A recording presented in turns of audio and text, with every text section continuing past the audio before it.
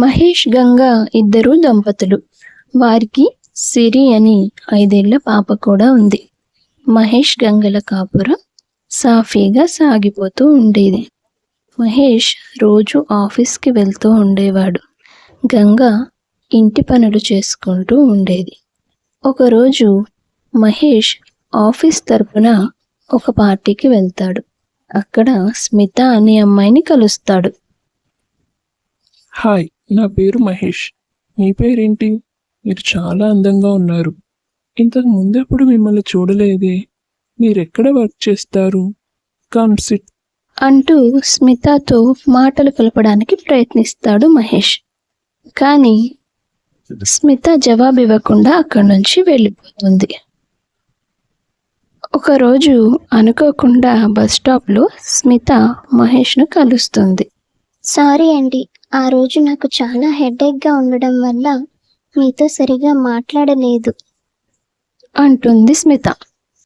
It's okay Smitha గారు, నేనేం feel అవ్వలేదు. ఏదైనా టెన్షన్లో ఉన్నారేమో అని అనుకున్నాను అంటూ ఆమెతో మాటల్లో పడిపోతాడు. ఇంటి దగ్గర గంగ సిరితో, మీ నాన్నగారు ఇంకా రాలేదు సిరి, ఈ పాటికి ఇంటికి వచ్చేయాలి.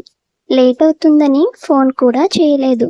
నా రూమ్లో ఫోన్ ఉంది, తీసుకురా, మనమే చేద్దాం అంటుంది. అలాగే అమ్మా, ఇప్పుడే తీసుకొస్తాను. నా కోసం బోలెడన్ని చాక్లెట్లు తెమ్మని నాన్నగారికి చెప్పు అంటుంది సిరి. చాలాసేపటి తరువాత సిరి చాక్లెట్స్ అంటూ లోపలికి వస్తాడు మహేష్.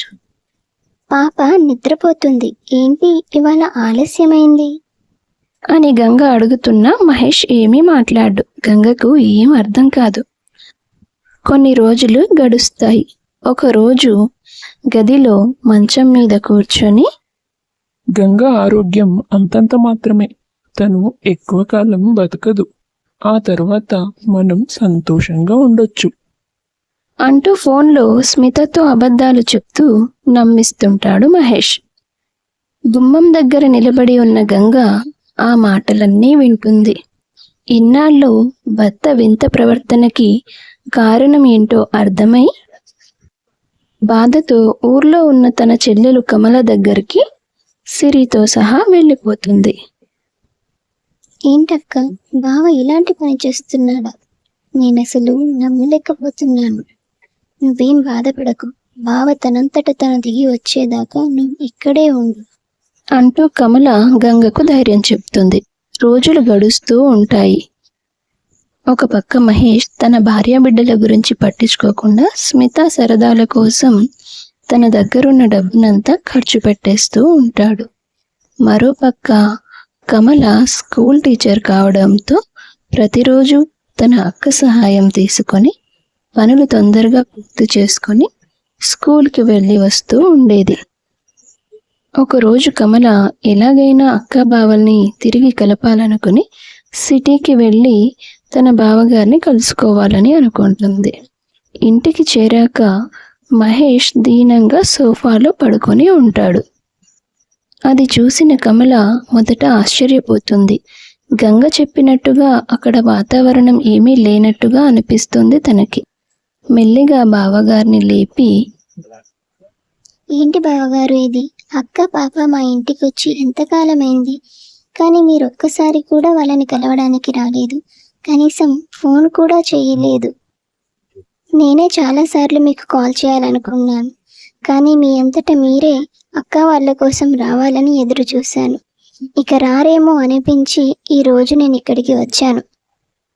నిజమే కమల, నేను మీ అక్కకి అన్యాయం చేయాలనుకున్నాను. మరో అమ్మాయిని నా జీవితంలోకి ఆహ్వానించాలనుకున్నాను.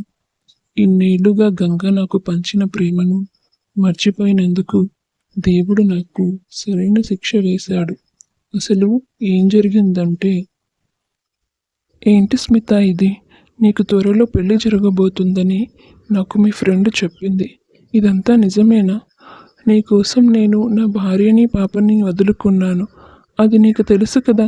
మరి నువ్వు ఇలాంటి నిర్ణయం ఎలా తీసుకున్నావు? లేకపోతే నిన్ను పెళ్లి చేసుకోమంటావా?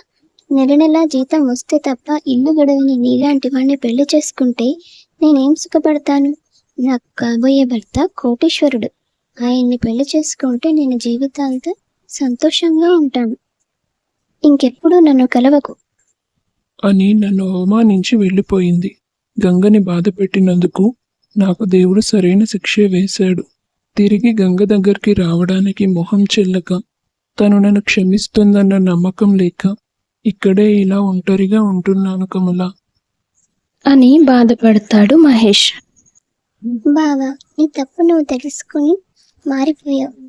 నువ్వు మారావన్న విషయం తెలిస్తే అక్క తప్పకుండా నిన్ను క్షమిస్తుంది అని చెప్పి మహేష్ను ఊరికి తీసుకెళ్తుంది కమల. నన్ను క్షమించు గంగ. ఇకపై నువ్వు బాధపడేలా ఎప్పుడూ నడుచుకోను. మనం మళ్ళీ మునుపటిలాగే సంతోషంగా ఉందాం అని గంగను క్షమాపణలు కోరుతాడు మహేష్. ఆ తర్వాత వాళ్ళు వాళ్ళ ఇంటికి వెళ్ళిపోయి మునుపటిలా సంతోషంగా జీవిస్తారు.